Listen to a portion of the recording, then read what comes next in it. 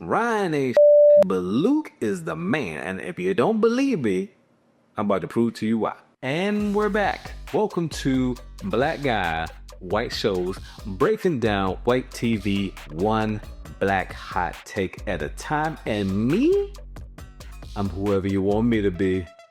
And if you don't get that reference, go back to my episode 1. You'll get it.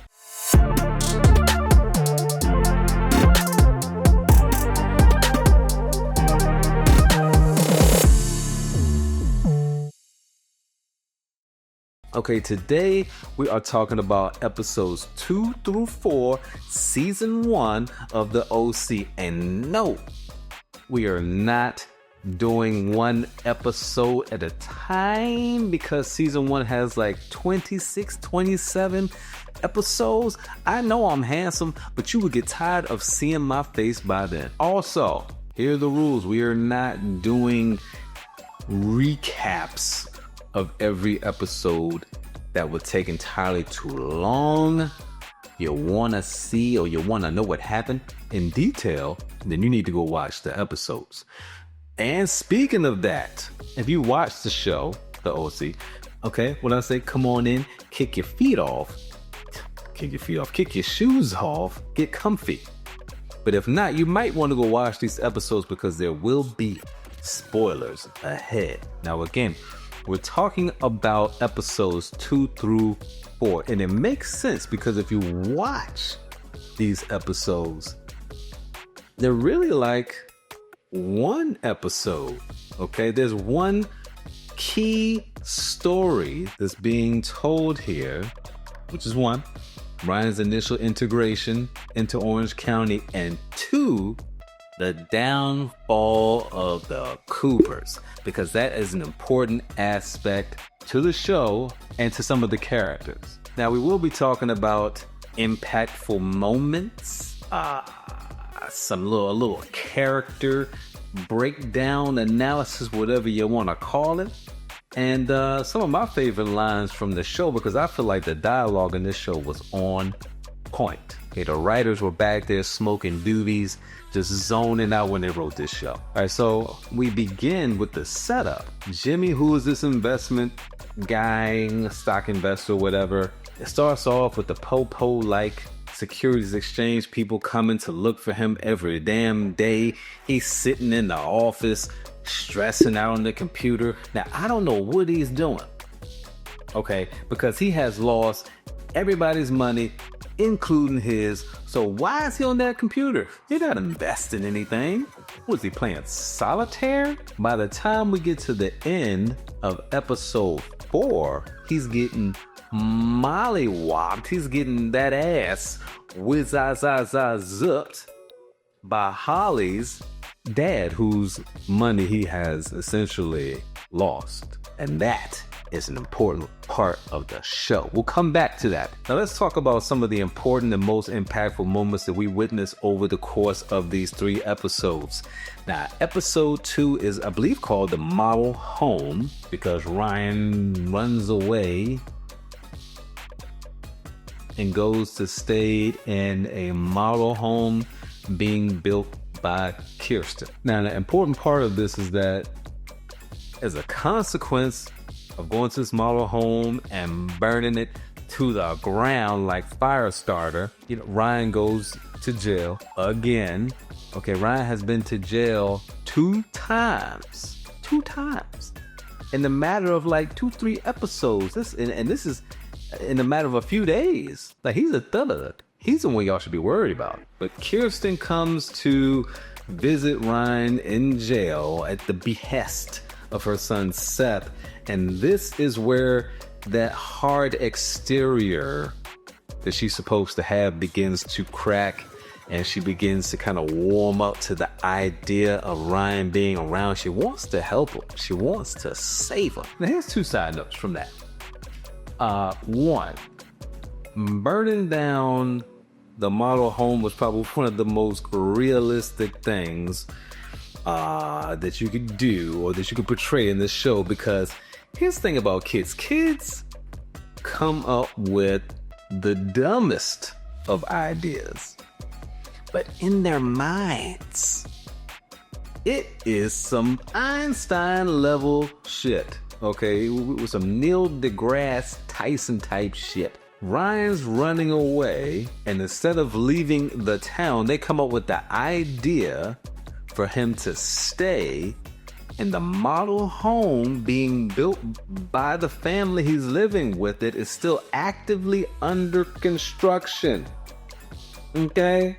Follow me. While he's there, he sets the room up with 30,000 candles. Now, I don't know where he got these candles from because he didn't bring them with him when he packed. But why in the world he thought that was a smart idea, I don't know. Now, my dad was a fireman, so that type of shit makes me paranoid. I would never have that many candles burning in one place. It looked like he was in a synagogue. The other thing that I noticed here, after the rewatch, because I have watched the OC a few times, like all of the seasons back to back. Every so many years I return back to the show because I love it so much. When Ryan goes to jail, there's thugs, there's like gangsters in the jail in Orange County. I never paid attention to that. Like, what did they import them? They imported the gangsters from LA or something like that? Like, where'd they come from? There's not that level of gangster in Orange County. Like, as soon as he came in there, like, dudes was like pressing him like they wanted to shank him or something like that. One of the other most impactful moments is the return of Ryan's mom. And not just a return. She returns and then she leaves his ass. This was worse than that episode of The Fresh Prince. Remember when Will's dad came back and then he like left him to go drive some trucks and shit, and he's like, "Wait on me." It was kind of like that. Ryan's mom comes back, gets white girl wasted at a charity event, falls out, embarrasses everybody, and then packs up her bags and leaves her son again. 2 times. Now, of course, she says she was doing it for his good. Okay, so he could live with this family, like a actual family with people that cared about him. I get it, but I don't get it. But without this moment, Kirsten would have kicked Ryan's ass out of the house. She had no choice after Ryan's mom left and basically said to her face, like, "Hey, he's yours now. I see the way he looks at you. He's your kid now." Without that, we wouldn't have a show. The third most impactful moment, back to Jimmy. And y'all know, I can't stand this man. Can't stand nothing about it. Okay, can't stand the way he dresses. Can't stand his hairline. Jimmy gets whooped in front of everybody. Okay, in front of his daughter at Cotillion, which is like some debutante type of thing. This is like some social function for young girls where they're presented to the community by their fathers as women. They're grown up to be women.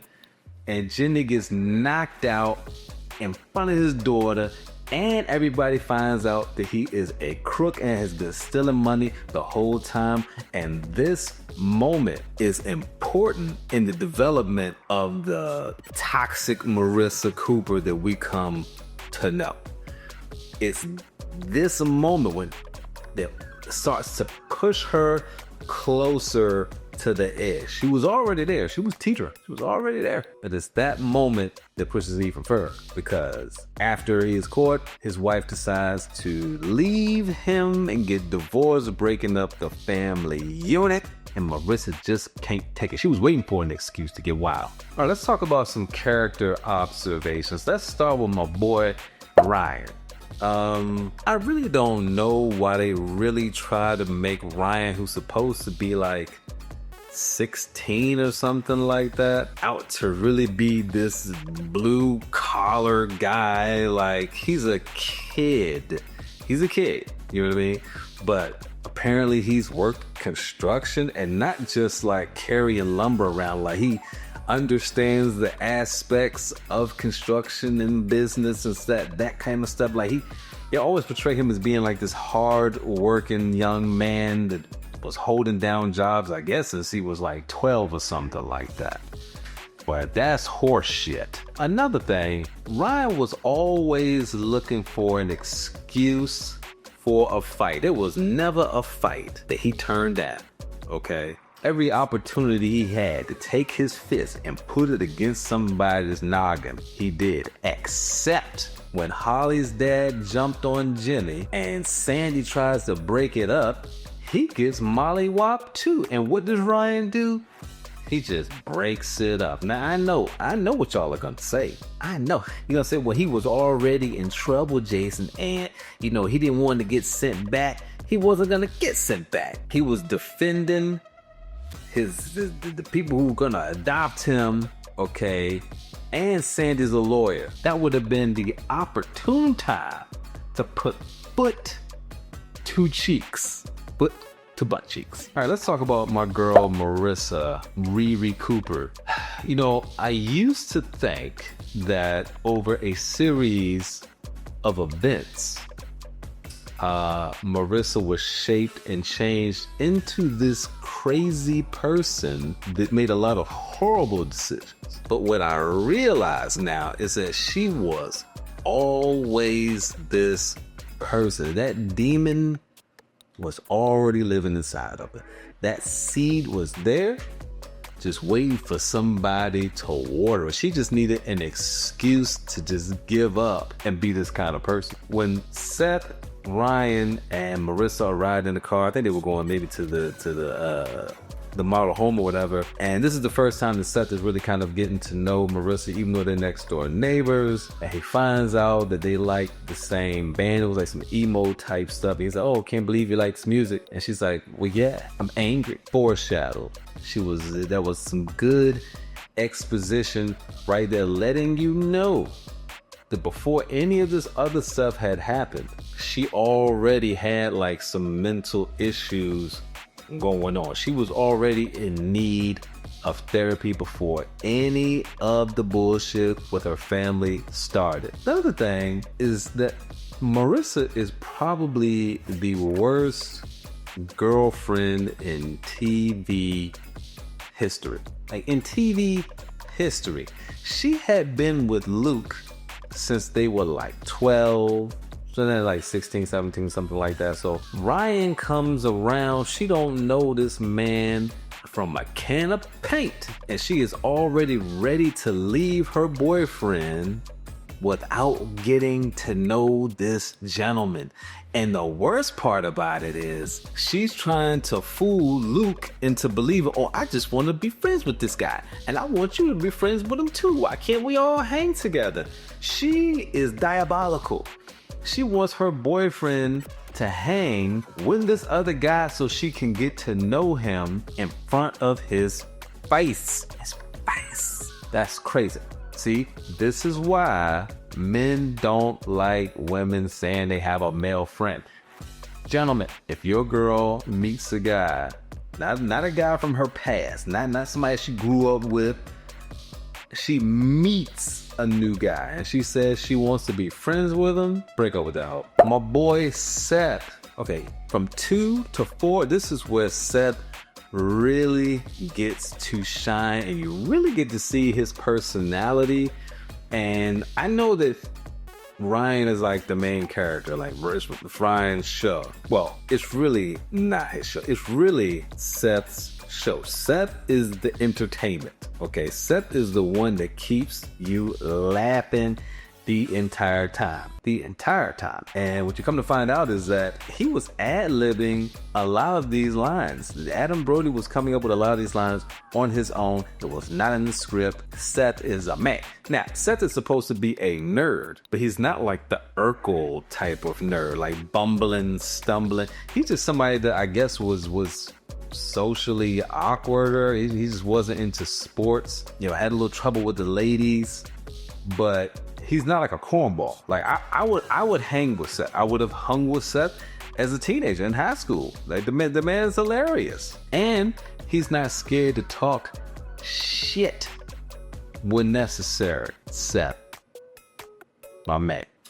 In these episodes, somewhere in there, we get introduced to another character, Anna Winters. Now, most of the characters in the show are actually from the OC. There's only a few characters that are outsiders, and she's one of them. So you have Ryan, who's an outsider, he's from Chino, but he's still from Cali. You have Sandy, who is from New York, eating bagels and shit. And then you have Anna Winters, who also is from the East Coast. I believe she was from Pittsburgh, if I'm not mistaken. Yeah, so anytime they introduce a character that's not from the OC, you know they're there for a purpose, right? They are there to be anti-something. Now, when we first are introduced to her, she's trying to help Seth, not be a simp for Summer. Who? Summer. Oh, how I love thee. Let me count the ways. She just gets finer every episode. Only person that could rival Summer is Julie, even though she's a bitch, but she was fine. She had really pretty eyes. But back to Anna. She attempts to help Seth not be a simp and then kind of coach him on ways that he can, do better with the ladies. And I wonder if from the gate, did she already like him? Did she like him when she first met him, or did she start liking him over time? Because if she already liked him, that was the dumbest method of getting a man I've ever seen in my life, by helping him try to holler at another chick, or you thought he was gonna fall for you in the midst of that? Be real. Let's talk about Luke for a minute. I saved Luke for last, okay, because Luke is the real MVP. Luke is the real MVP. Luke is my homeboy. I would have liked Luke. Ryan ain't shit, but Luke is the man. And if you don't believe me, I'm about to prove to you why. Luke found out Ryan was staying in the model home. That man came to fight. He tracked that man down, came in a polo jacket to throw them hands. But then when they accidentally set the house on fire and everybody else ran out, he could have left Ryan in there to die. He comes back, putting his own life in danger, pulls Ryan out of the fire, man. Afterwards, he comes back to check on the man. Make sure he's okay after they scrapped a little bit, you know what I mean? When Ryan's getting arrested and they don't have any knowledge that Luke was even there, he could just kept his mouth shut. Snitches get stitches. He says, yo, it wasn't him by himself. I was there too. Who you know is gonna do that? Who you know? Instead of letting Ryan just take the blame, he goes down with him. Then, when Ryan's mama is getting wasted and she falls all out and she's yelling for somebody to come help her up, who was the first person that came and helped? Wasn't even her own son. You know who it was? Luke. I'll wait right here. You think about it. Let's also talk about this relationship between Kirsten and Jenny. This man comes to her to talk about his problems, his financial problems. She writes this man a check for 100,000 racks. Like it was nothing, like she was loaning him $100. This is a constant thing that we see in season 1, is the awkward relationship between Jimmy and between Kirsten. And I think, as I go back to it now, Julie decides to leave Jimmy. She's gonna leave Jimmy's dumb ass after she finds out that he essentially is broke. And not only is he broke, but he's stolen everybody's money. But I think that if Jimmy had not been such a simp, that's the word for this episode, for Kirsten, even though he had a wife, she may have forgiven him and stayed with him. But because of the relationship that those two had, that made it easier for her to pack up the Louis V bags and go. Okay, so out of these 3 episodes, my 2 favorite lines. Let's talk about best lines in the show. Okay. 1, Ryan runs into Luke and he knows it's gonna be beef. They're like a restaurant or something like that. And Ryan says, you know what I like about rich kids? Nothing. And then punches Luke in the face. Followed by Seth being like, that was awesome! Yo, that part is funny as shit. I loved it. Like, you know what I like about rich kids? Nothing. Wow. That's classic. That's classic right there. Whoever wrote that deserves a gold star. My second favorite line, and I don't know if you could put this in a show today without people getting all in a tizzy and getting their panties all in the bunch. But the Noopsies are at the Cohen's house. Everybody's there. Julie's there. Kirsten's there. Sandy says on the way out that they're talking shit about him bringing Ryan, you know, to the house and into the neighborhood. And he's like, oh, gotta find the next kid to jeopardize the community. Maybe a black kid. Maybe a black kid. Or an Asian kid. Or an Asian. Bye, ladies. Yo, I almost fell out of my chair in slow motion. Jumped up just to fall back out of it again. Okay. That shit is hilarious. Maybe a black kid or an Asian, because the look on their faces when he said that, like, you better not bring no black kid in this neighborhood. I don't know if you could put that in today's script, but that shit was hilarious. All right, so that's episodes 2 through 4. What were your favorite moments from these episodes? Did you notice something like about a character that you didn't notice the first time? What were your favorite lines? Like, whether it was something that was serious or something that was funny, drop them joints in the comments, man, and let's talk about it. We're coming back, and we're going to talk about episodes 5, 6, and 7. Like I said, we got to do these things in threes like the Holy Trinity, because there's a lot of episodes that we have to cover in season 1. And again, who am I? Whoever you want me to be.